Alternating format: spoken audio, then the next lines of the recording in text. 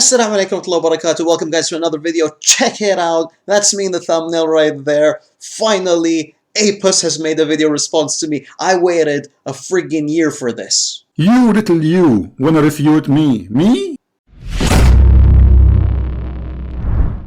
Hi everybody and welcome. This is the Apostate Prophet. I miss that voice. The I miss the fake laughter. dumbest argument in Islamic apologetics that I've heard so far. And that argument comes from none other than a person called Farid Responds. Okay, so here's the thing, guys. I'm just so happy. I put out like 52 videos. I have a playlist of 52 videos responding to this guy. And finally, he responds to one.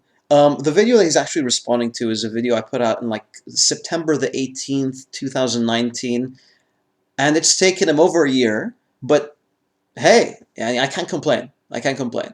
Anyway, so from out of all the videos I made, Ridvan picked this one and called it the dumbest Muslim argument ever made. So, yani, this has to be the worst video I ever made. This very intelligent friend of ours called Farid Responds made the following response. The moon would have been visible in these areas, or late at night towards the morning in these areas. One of the reasons why we do not have heaps of documented evidence was because most people were asleep at night. Remember, this is the 7th century. There is no reason to assume that the split occurred for a long duration of time. So even if one was awake at the time, it is not likely that one would have noticed the moon splitting. Furthermore, even if you did see the moon split for a short period, you would most likely doubt yourself after seeing it return to its original state. So that was a chunk of his refutation, a lot of fake laughter, and yeah, let's just play my original clip, okay? Because Ridvan, he kind of misrepresented me and didn't really quote me fully. One of the reasons why we do not have heaps of documented evidence was because most people were asleep at night. Remember, this is the 7th century. More importantly, there is no reason to assume that the split occurred for a long duration of time. So even if one was awake at the time, it is not likely that one would have noticed the moon splitting. Furthermore, even if you did see the moon split for a short period, you would most likely doubt yourself after seeing it return to its original state. Going around telling other townsfolk that you saw the moon split would pretty much cause them to doubt your sanity. If you were someone that documented events, you wouldn't believe whoever told you that it split in the first place. If by chance you were someone that did witness the moon splitting and went ahead to document it, then like most ancient documents, yours may have been lost due to the passage of time. Or maybe not, maybe such documentation has survived, but we simply have not heard of it yet. Okay, so I don't know if there's some sort of miscommunication going on here. Ridvan didn't understand my point from the video, but I listed several things that need to occur for you to have documentation of the moon splitting. So 1, you need to be awake. 2, you need to be outside looking at it when that's happening. 3, you need to believe what you're seeing. 4, you need to actually write it down. And if it's written down, and if it's not lost, then we have it. And the issue is, so much of what was written from the 7th century is lost. They would have made a record of this. People wouldn't have just ignored this. Like, oh look, the moon is split in two. Should we record this? Should we write this down? No, forget about it. Just ignore it. Not important. Ignore it. Ridvan is making it seem as if I'm arguing that this was never documented. Not once does he quote me saying that much of what was documented was lost. So, Apus, the thing is that you need to represent your opponents fairly. Don't call me Apus, okay? Because if you're dealing with the dumbest argument made by the dumbest Muslim apologist, then the least you can do is represent them fairly. Think about it. Seriously.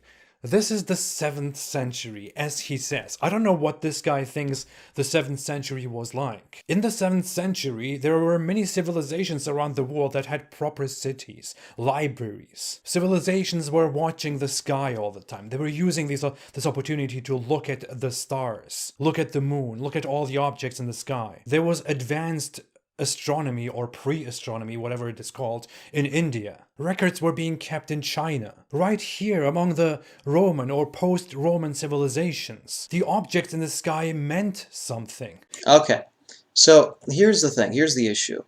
So what if there were libraries? Most of the information from those eras haven't even reached us. And if you don't believe me, you don't have to take my word for it. At least listen to your foster father, David Wood.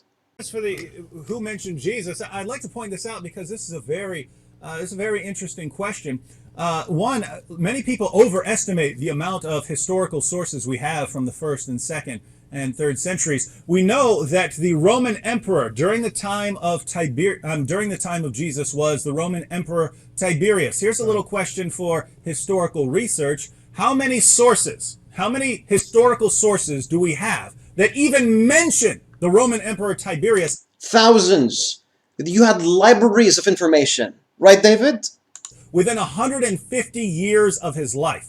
Exactly. If you don't know, we have 10 sources. We have 10 ancient sources within 150 years of the most powerful man on the planet. Wow. That even mention his existence. So we have 10 sources, and by the way, one of those is the Bible. Oh, and by the way, 5 of them aren't even contemporaneous.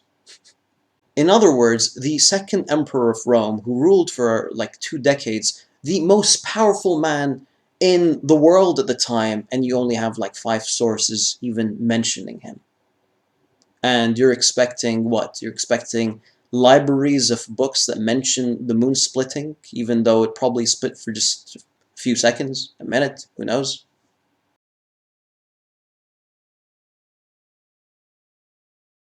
No, guys, they recorded every detail about everything that they saw happening in the skies. They recorded every time Halley's Comet came by. They recorded all these things.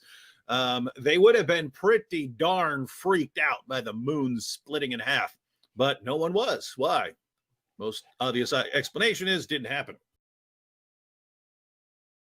David believes the sun stopped in the sky to allow Israel to slaughter the enemies, according to the Bible, and no one else saw it. David, what are you going to say about that?